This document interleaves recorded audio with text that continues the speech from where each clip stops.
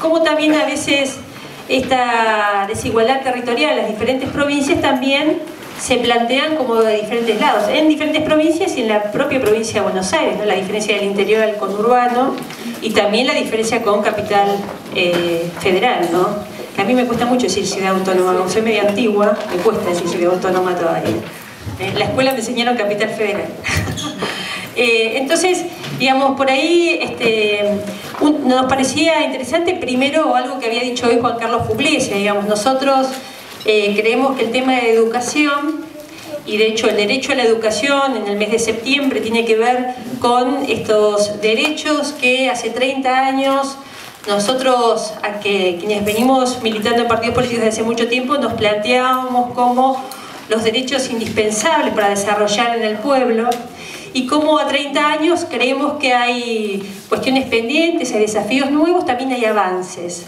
Y que este año que hemos ido reflexionando todos los meses con un derecho diferente, entendíamos que obviamente, ¿no?, a través del Día del Maestro, pero también de los derechos de los estudiantes secundarios, septiembre era el mes para discutir el derecho a la educación. Pero además, para incorporar en educación, algo que reclamaba mucho Gustavo, como un tema muy fuerte, no solo en los militantes partidarios, sociales, educativos, sino también en los dirigentes políticos, de entender que tiene que ser central para pensar un nuevo modelo de país.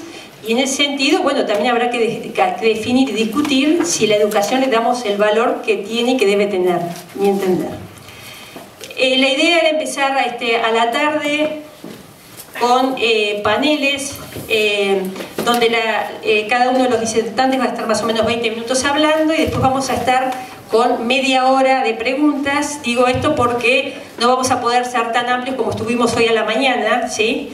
Porque el segundo panel, que empieza a las 15:30, también vienen personas muy destacadas, y la idea es que podemos estar concluyendo a las 17 horas, sobre todo para los que tienen que volver, ¿no es cierto?, que no son de aquí de la ciudad ni del área metropolitana.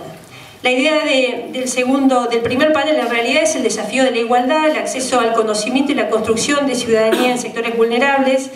Nosotros entendíamos que esto era indispensable empezar a discutirlo, porque la verdad que cuando pensamos en el tema de educación y empezamos quiénes son actores tan importantes como son los alumnos y las alumnas, en cualquiera de sus niveles, está bueno también pensar en aquellos sectores de alta vulnerabilidad, cuáles son las diferentes estrategias que tenemos, tal vez no solamente desde el punto de vista social, porque nosotros hemos visto que el modelo neoliberal ha hecho que la desigualdad social se haya transformado en la desigualdad escolar de manera importante, y cómo esto ha impactado en las escuelas, y cómo las escuelas, sobre todo en las provincias de Buenos Aires, que la que más uno conoce, no ha podido su estructura ser tan flexible para esto recibirlo de manera distinta.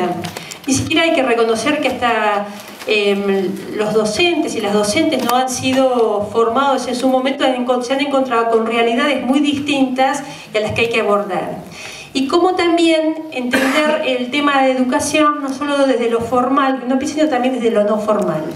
Por eso hoy aquí están con nosotros personas que son expertos en estos temas, en educación no formal y también en educación formal, con desafíos y de trabajo en sectores de alta vulnerabilidad y en escuelas, porque entendíamos que hay que escucharlos a ellos, que están diariamente o estando con los alumnos o estando supervisando a docentes que también ayudan a la construcción del tema de educación desde otro lado, ¿no? Nos parecía importante comenzar con este panel.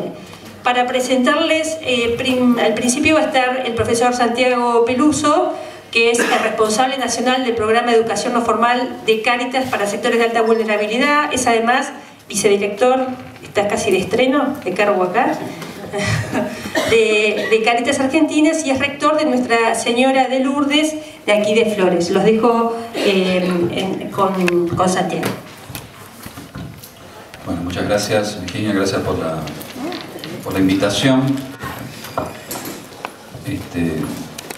Sí, a propósito un poco de lo que veníamos escuchando, yo en particular, y por ahí muchos de ustedes también, estoy en la actividad de la educación formal y también de la no formal, ¿no? Por ejemplo, todo lo que hacemos en Cáritas. Si bien parecen mundos distintos, tienen algo en común que tiene que ver con todas las cuestiones difíciles que nos lleva a nuestra tarea educativa, nuestra práctica educativa, tanto en la educación formal como en la no formal. Cada una tiene sus características, los agentes son distintos, pero sí la práctica tiene dificultades en común y que muchas veces desaniman al docente mismo, a los profesores, a los maestros, también a los que toman decisiones en los colegios, los directores y también a los gobiernos, porque la práctica, es decir, la acción educativa es muy compleja, lleva mucho tiempo, lleva mucho presupuesto y no siempre, aún en las prácticas donde hay buen presupuesto, los resultados son buenos tampoco. Necesitan tiempo, necesitan experiencia, necesitamos ir cambiando las prácticas. Y muchas veces en el mundo docente, compartirán los que están por ahí en escuelas o tienen experiencia en esto, bueno, sobre todo, a ver, no voy a decir datos, mis canas me lo dicen, pero hace bastantes años que estoy en esto, pero por decir algo, en los últimos 15, 20 años, cualquier sala de maestros o profesores siente nostalgia por los alumnos que eran antes más, comillas, educados, más obedientes, aprendían más fácil, que ahora todo es más difícil. Y todo eso es muy importante, lo remarco porque además de las estrategias presupuestarias y de todo tipo que tenemos que ensayar para alcanzar la mejor educación para nuestros chicos, necesitamos contar con docentes convencidos de la tarea que hacen, no solo bien remunerados, sino que además de bien remunerados estén convencidos de lo que hacen, que estén dando en la tecla con la estrategia, que estén dispuestos a cambiar, a escuchar a los chicos, a escuchar a estos nuevos chicos y a estas nuevas familias también, porque la familia también cambió. No estoy diciendo nada nuevo, lo que digo es que es un punto a tener en cuenta aún para la cuestión no formal, porque en la cuestión no formal, en la nuestra en todo caso, la que nos preocupa desde Cáritas con los sectores de alta vulnerabilidad, bueno, uno también podría decir, a diferencia del otro, son sectores agradecidos de todo el esfuerzo que se puede hacer por ellos, pero la problemática con respecto a la atención y a lo que todo docente espera de un alumno es igual. Digamos, las distracciones son las mismas o parecidas, bastante parecidas. Y entonces todo eso lleva paciencia, buen ánimo, buen humor también, para todos, ¿no? Incluso en esto sobre que la educación ocupa un lugar importante en nuestra sociedad y en nuestros proyectos y demás, es un lugar común que yo comparto, pero que muchas veces está solamente en los discursos. Y no lo digo solamente a nivel político de los gobiernos o de los partidos políticos, sino incluso de las familias. Todos dicen que la educación es importante, todos decimos que la educación es importante, que es el futuro del país y todo eso, pero para mejorar la educación, ahora sí, hablemos de dinero. Hace falta dinero. Y hace falta tiempo, o sea que los resultados de ese dinero que se invierta no se va a ver en el corto plazo. Entonces esto es complicado hasta para una familia, ¿no? Que dice, sí, yo por mi hijo, que esto, lo otro, pero después cuando tiene que costear los estudios, desde comprar una goma de borrar, adelante, siempre cuesta sacar el billete para eso. Hay una frase por ahí que anda dando vuelta que dice, si la educación te sale cara, probá con ser ignorante, que es mucho, ahí vas a ver lo peor que es. Y de hecho tenemos niveles de ignorancia en nuestra sociedad y ya vemos lo que es. Entonces es inevitable hablar de presupuesto, de dinero, de mucho dinero, que no vas a ver la familia no lo va a ver, no va a ver el resultado en lo inmediato y los gobiernos menos. Si Dios quiere y haya alternancias, menos aún. Un gobierno que empiece a hacer algo muy interesante en educación, no lo va a ver en su resultado, en su primera gestión seguro que no lo va a ver. Y en la segunda probablemente tampoco. Tiene que ser políticas de Estado, en convergencia con todos los partidos políticos, la educación para poder salir adelante de este tema tan complejo. Elaborar en el área docente, en el área de niños, niñas y adolescentes y también en el programa de acción de barrios vulnerables, en el área de educación no formal de la UBA, el coordinador de voluntarios en educación no formal. Bueno, ¿me escuchan sin micrófono? ¿Con micrófono? Sí. Pues mira que hablo fuerte, ¿eh? ¿Habemos un PowerPoint? Porque si no va a ser medio inentendible. Cuando me invitaron a hablar en este panel, me surgió una pregunta. Yo, aparte de ser todo lo que dijo la diputada, hace muchos años que soy dirigente estudiantil. O sea, viví toda mi vida en la escuela pública, no puedo hablar de otra cosa que no sea la escuela pública. Basé mi trabajo en la escuela pública, trabajo en una universidad pública, o sea que mi misión tiene mucho que ver con el sistema de educación formal que brinda el Estado. Se me hace muy difícil hablar de otra cosa. Lo primero que me pregunté es, viendo la escuela a la cual yo fui dirigente estudiantil, y ver la escuela a la cual van mis alumnos, es ¿qué pasa? Que mientras los libros más hablan de inclusión, más hablan de igualdad, más hablan de heterogeneidad, mis clases son más homogéneas.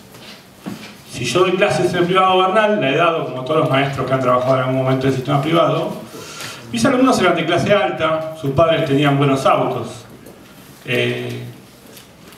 y vivían todos en casas y barrios más o menos parecidos. También trabajé en otra escuela de privada con una cuota muy baja, subvencionada al 100%, donde se podría decir que participaba de la escolaridad el sector más acomodado de Villa Itatí, que es la villa más grande que tiene el conurbano bonaerense en la provincia. Este año trabajé en Bernasconi, que en algún momento fue una escuela modelo de la Argentina.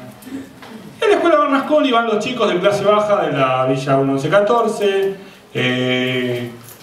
van los pibes de las barriadas del Parque Patricio. Generalmente todos viven en casas parecidas, muchos tienen... los padres trabajan de cosas parecidas, muchas madres amas de casa. Yo me planteé dónde quedó esta famosa igualdad, heterogeneidad en nuestro sistema educativo. Entonces lo primero que me salió es el desafío de la igualdad. ¿Qué es la igualdad? O sea, nosotros, ¿qué nos planteamos como igualdad cuando hablamos de igualdad? Si en Argentina podemos decir, como decimos siempre, todas las personas nacen iguales en dignidad y derechos, o sea que todos tenemos los mismos derechos políticos, sociales y culturales, yo estaría diciendo una verdad, eso pasa, está en nuestra Constitución. Sin embargo me es insuficiente. ¿Por qué? Porque bajo todo ese escrito yo veo que en Argentina hay desigualdad. Me cuesta hablar de igualdad cuando hay injusticias y desigualdades derivadas de la concentración económica en el país. Me cuesta hablar cuando hay exclusión cultural. Me cuesta hablar cuando hay diferentes canales educativos, diferentes canales de salud. No vamos todos a los mismos hospitales, ni todos al mismo sistema educativo. Y me cuesta. Entonces, lo primero que tengo que decir es que si vamos a hablar de educación, de igualdad formal, estamos complicados. La educación no es formal, no es escrita. La igualdad no es formal, no es escrita. La igualdad es un derecho material y tiene que ser vivida, si no, no es igualdad. No hay igualdad posible.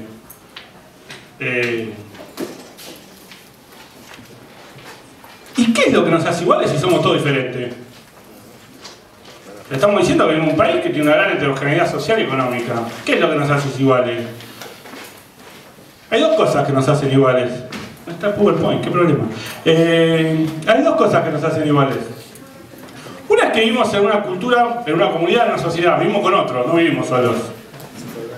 O sea, cuando decimos muchas veces el problema de la inseguridad es un problema de educación, porque que hayamos abandonado la educación repercutió en muchos de los casos. Estamos diciendo que vivimos con otro. El que nos roba es otro que vive con nosotros, no vienen marcianos y nos roban.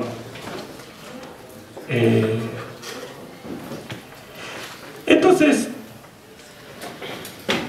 lo que nos hace iguales, lo que nos asemeja, es la posibilidad de cada uno poder crear nuestro destino. O sea, debería ser así, cada uno tendría que poder llevar adelante su vida de la forma en que uno elija vivir. Eso es la diversidad. Eso se llama igualdad en la diversidad. Yo creo que la educación tiene que partir de ahí, de la igualdad en la diversidad. Bajo esta perspectiva hay un tipo de educación posible, ¿sí?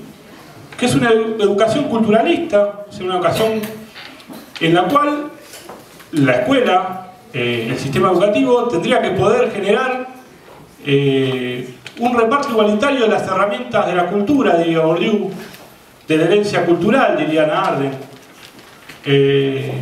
Tendría que poder hacer que nuestros chicos tengan las herramientas necesarias para vivir una vida plena. Una vida plena, lo más plenamente económica posible, lo más plenamente sexual posible, lo más plenamente política posible. Vida plena, la escuela nos tendría que dotar de esas herramientas.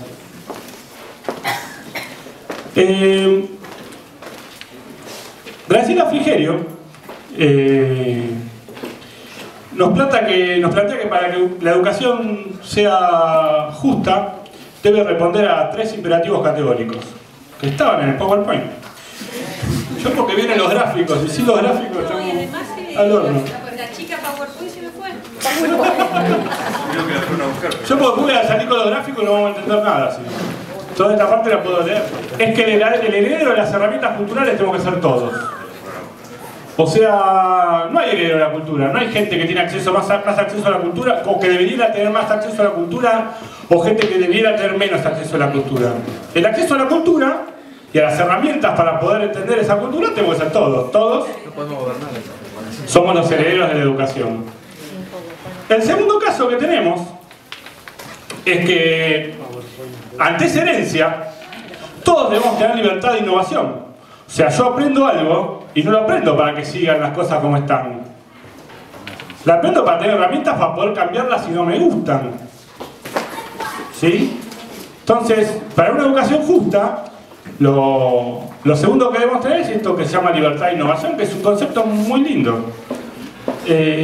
Y lo tercero es que la educación debe expresarse como herramienta de posibilidad futura y no como deuda. Cuando la educación se expresa como deuda, cuando uno le debe a alguien su educación, las cosas terminan pasando como en Chile.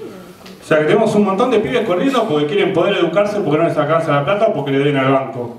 O sea, hay una deuda material en ese momento.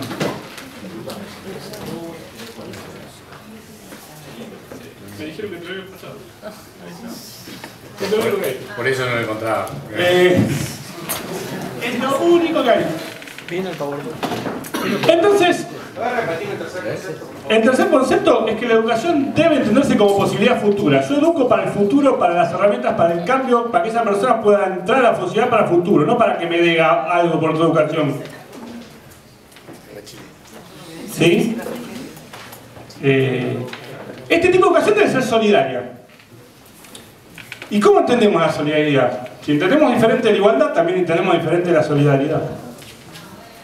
La solidaridad no la entendemos como el que tiene le da al que menos tiene, o como la corporación, parezco el kirchnerista, la corporación viene y genera un programa para que los chicos puedan estudiar mejor. O sea, eso está bien, yo no digo que no tiene que pasar, ¿verdad? Yo la solidaridad la entiendo como, y voy a leer a Pablo Gentile, una práctica social que cuestiona las condiciones generadoras de la injusticia y las desigualdades, propias de la concentración de poder que vivimos hoy día. La solidaridad, entonces, es una pedagogía emancipadora, sinónimo de compromiso social y de lucha y transformación de prácticas sociales que históricamente condenan a la miseria y la exclusión a gran parte de nuestra población. ¿Sí? Entonces, si nosotros entendemos la pedagogía de este modo, si entendemos que la pedagogía tiene que trabajar la igualdad y la diferencia, que la pedagogía debe ser fuertemente culturalista, debe ser un fuerte acceso a las herramientas de la cultura y solidariamente común, creemos que la escuela debe ser una forjadora de antidestinos. ¿Qué quiere decir que la escuela debe ser una forjadora de antidestinos?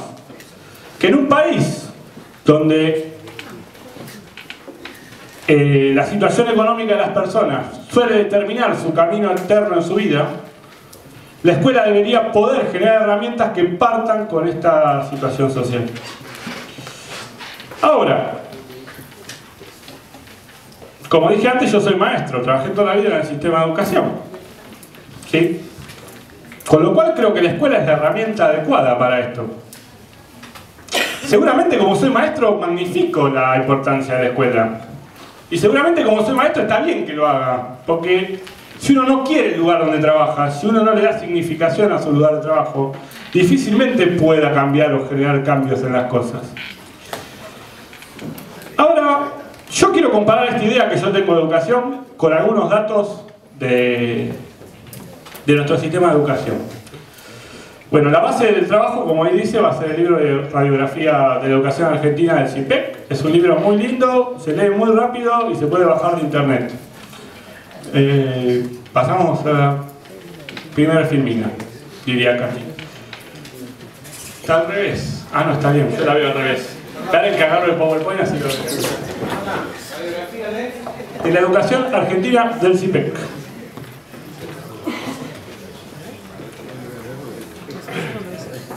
El primer cuadro nos muestra cuál es la matrícula de nuestro sistema educativo. ¿Sí? Como verán, hace muchos años que la educación primaria en Argentina es una educación que casi se ha universalizado. ¿Sí? Hoy por hoy tiene una matrícula que ronda por el 97,9% de los chicos. Y que la educación secundaria, ahora sí necesito esto, que la educación secundaria ha llegado, después de las últimas leyes, la Ley Federal de Educación y la Ley Firmus, a una matrícula que ronda el 71,5% de las pibes. Como verán, es un número grande. La verdad que en la Argentina, hoy por hoy, estamos hablando de que tenemos un sistema educativo de casi 8.100.000 estudiantes. Esto quiere decir que la meta de la igualdad formal se estaría cumpliendo. No sería un problema. Si nosotros pensáramos que la educación y la igualdad solamente se basa en un formalismo, podríamos decir claramente que la Argentina está caminando a cumplir sus metas estipuladas. Y que tenemos un sistema educativo fuertemente igualitario. Ahora sabemos que no es así. ¿Sí? Porque este dato resume el ingreso al proceso social. Pero lo que no quita es que, y que vamos a ver a posterior, es que la escuela aún, con más alumnos que antes, sigue reproduciendo las desigualdades sociales. ¿Sí?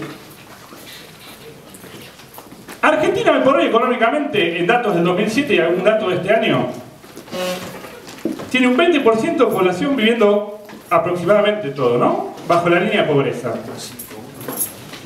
Tiene una tasa de desempleo cercana al 10%.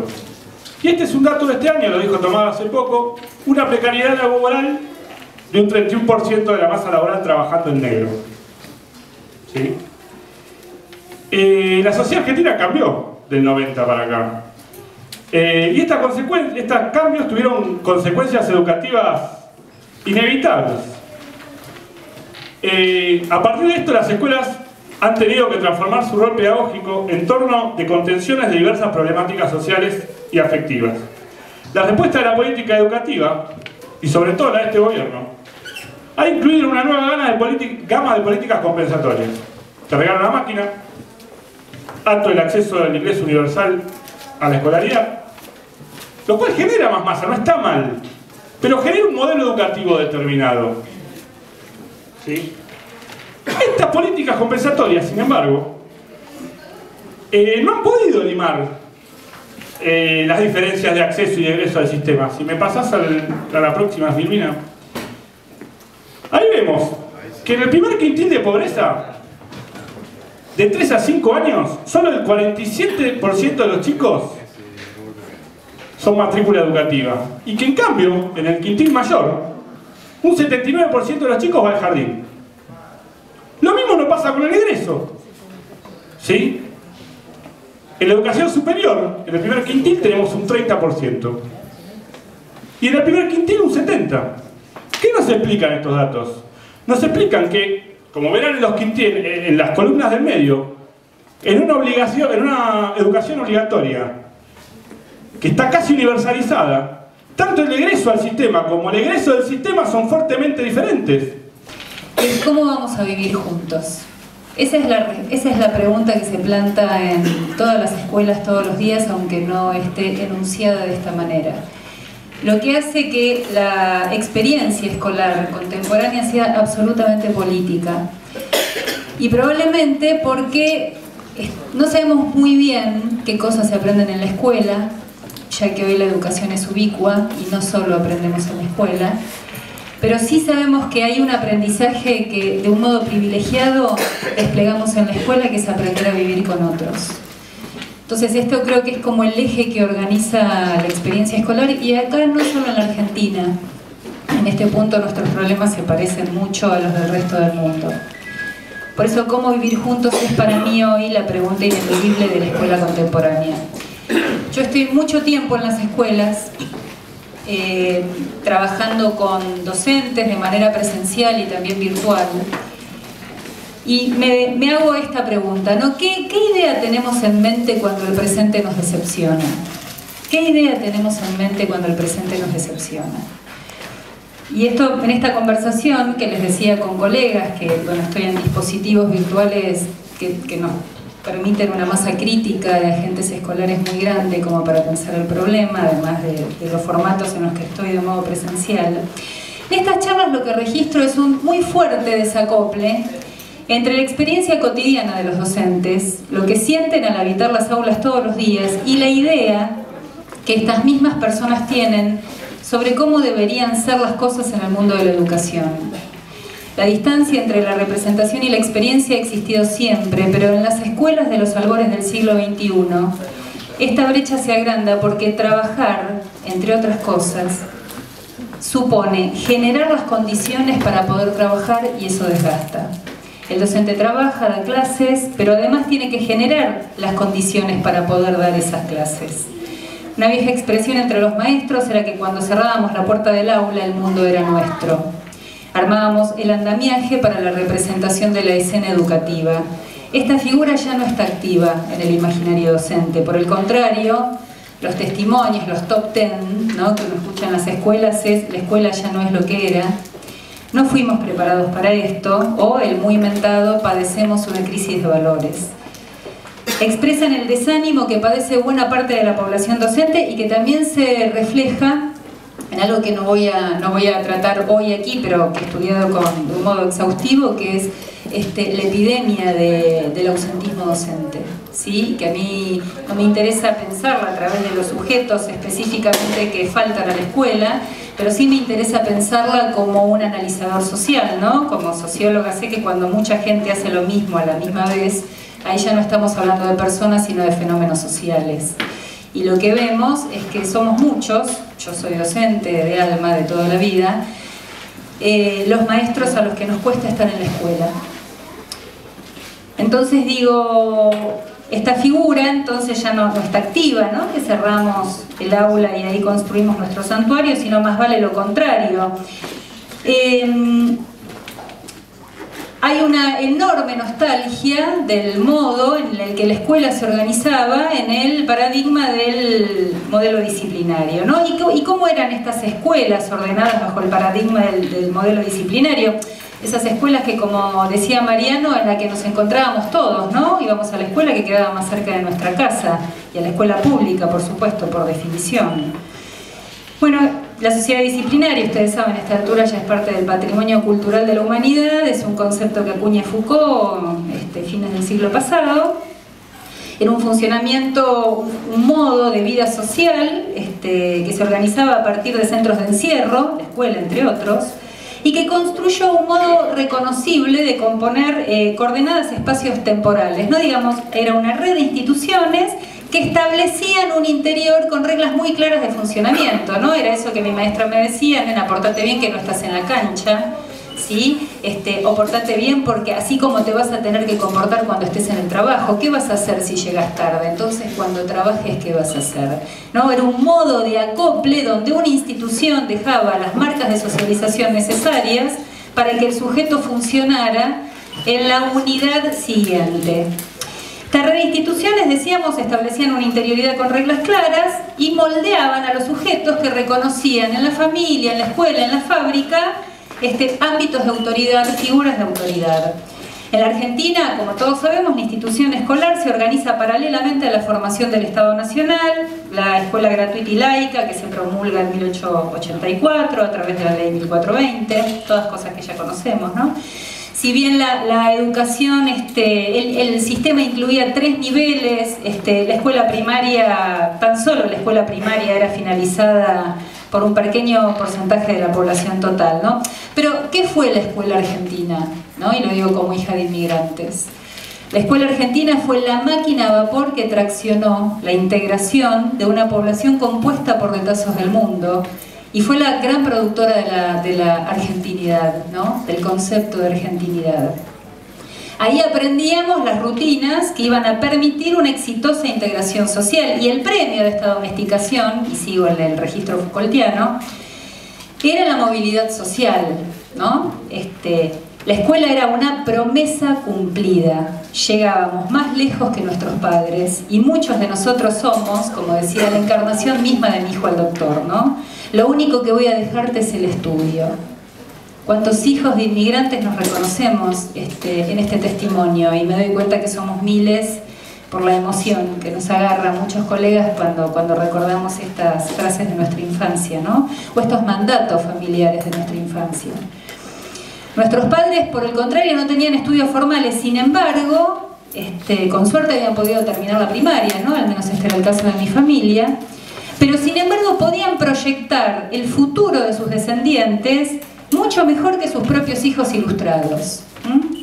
Si vas a la escuela vas a llegar más lejos que yo, vas a ascender en la escala social, no importaba demasiado nuestro origen, la enorme mayoría se educaba en la escuela pública, la educación privada era para los vagos, ¿sí? O para un ámbito muy alejado de las élites, y allí en la escuela pública construíamos nuestro lugar en el mundo a fuerza de trabajo y de meritocracia.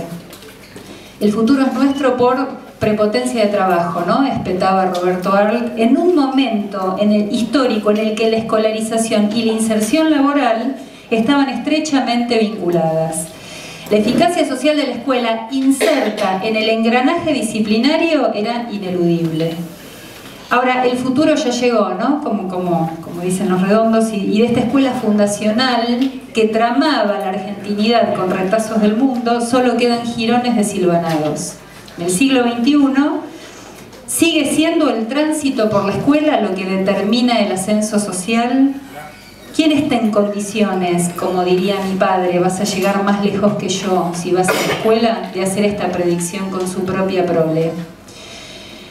Los agentes escolares no tienen la misma sensación que la generación de sus padres, el clima de época ha cambiado. Secretamente podríamos reconocer que hoy el legado para nuestros hijos sería: si no vas a la escuela vas a estar peor, eso es seguro, pero la carga del mensaje es cualitativamente diferente.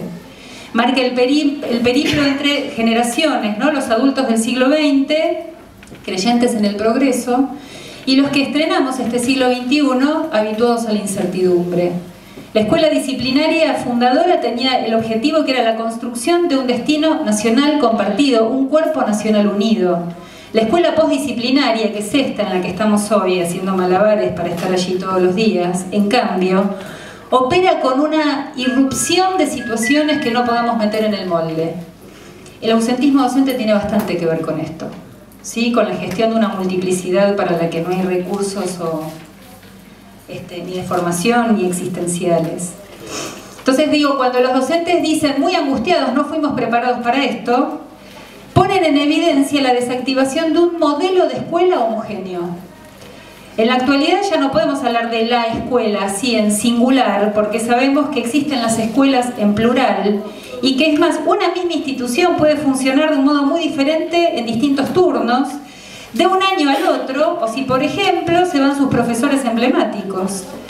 Porque perdido el molde disciplinario, que era el que imprimía en lo múltiple esta manera de ser argentina, bueno, entonces hoy, ¿cuál es el tipo de subjetividad que se construye en la escuela? Aquí voy a traer algunos testimonios de colegas, ¿no? En distintos encuentros presenciales en los que estoy, y los colegas decían algo así como: hay muchos faltantes en ellos, en los chicos, ¿no? Siempre son los chicos los que tienen faltantes. Entró al aula y todo lo que había planificado se viene abajo. ¿Cuándo empezó esto? ¿Yo en qué estaba? Estoy agotada, mi creatividad llegó al límite, la indiferencia de los pibes, tenemos 2 códigos diferentes.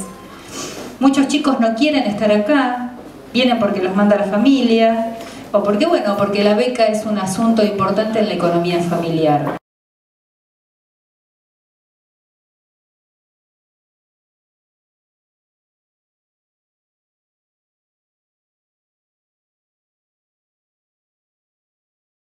Articular la participación al interior de la institución educativa con participaciones en el ámbito más colectivo a través de los centros de estudiantes, etc. Sin duda, eso se puede hacer en la escuela y sería deseable que se hiciera. Quiero decir, hay una distancia enorme entre eso y lo que pasa efectivamente en la escuela, porque la escuela sigue siendo, en gran medida, un espacio de discrecionalidad en el disciplinamiento, en la organización de la vida institucional, donde rige poco la norma y mucho la discrecionalidad, etcétera, etcétera. Suponiendo que eso pasara, que la escuela fuera ese espacio ideal de conformación del ciudadano que queremos más adecuada para la vida democrática, hay sin duda un aprendizaje de la vida política que proviene de la sociedad. Esta sociedad tiene una matriz de procesamiento del conflicto político que no pasa por entender al otro, escuchar al otro, aceptar la regla como el límite de lo que puedo hacer y la orientación de lo que debo hacer, donde corresponde el diálogo. Eso no es la regla de la sociedad. Y la regla de la sociedad no es la negociación, la regla de la sociedad no es pensar la política como una negociación de intereses y de valores, sino como una épica de la confrontación, de la disputa, de manera tal que me parece como, ¿cómo les puedo decir?, como un escenario un poco contradictorio pensar que nosotros podemos mantener esa lógica en el funcionamiento de la sociedad y a su vez generar una lógica, una contracultura política en las escuelas. ¿Sí? Lo que probablemente pase, o es que esos chicos cuando van a la arena política, a la arena social y política de fuera de la escuela, se encuentren con una sensación que les voy a decir, me la encuentro yo, que ya tengo 64 años y que me formé así y me la creí. Entonces digo, ¿cómo? Siempre hay que hacer trampa para poder sobrevivir. Entonces hay allí, con esto quiero decir, hay también otros actores que están fuera de la escuela que son responsables de generar un espacio social y político que sea un aprendizaje y reproduzca una forma de hacer política que sea menos caníbal de la que tenemos ahora. Y bueno, la escuela podrá hacer lo suyo, pero si está la escuela sola, se fagocitará a ese proyecto de ciudadano rápidamente cuando vaya al espacio de lo social y lo político a tratar de hacer su práctica. Entonces, hay otros actores además responsables de generar condiciones de desarrollo, de mejor productividad en el país. Hay otros actores también responsables para generar una matriz de formación ciudadana diferente. La sociedad es una matriz de aprendizaje de la ciudadanía. Y de esa manera, esa sociedad reproduce una cultura que es la que, bueno, todos estamos viviendo. Militando, que tiene interés en el desinterés, yo voy a dar por supuesto que el que hace política tiene interés en el desinterés. Yo creo que todo el mundo tiene intereses, pero algunos tienen interés en el desinterés, tienen interés en el interés general, o tienen interés en aparecer desinteresados. Los sociólogos somos muy desilusionadores, somos muy realistas, pero bueno, es bueno que haya en la gente, que en la sociedad, grupos que tengan interés en el desinterés, en la cosa pública, por ejemplo. Bueno, eso lo vamos a dar por descontado, nosotros también lo compartimos, este interés, desde otro lugar, por supuesto, desde un lugar más, el campo intelectual, campo científico. Voy a ver si puedo comunicarme con ustedes sin traicionar la sociología y sin... que tengo que lograr dos cosas, no traicionar la sociología y lograr que ustedes me entiendan.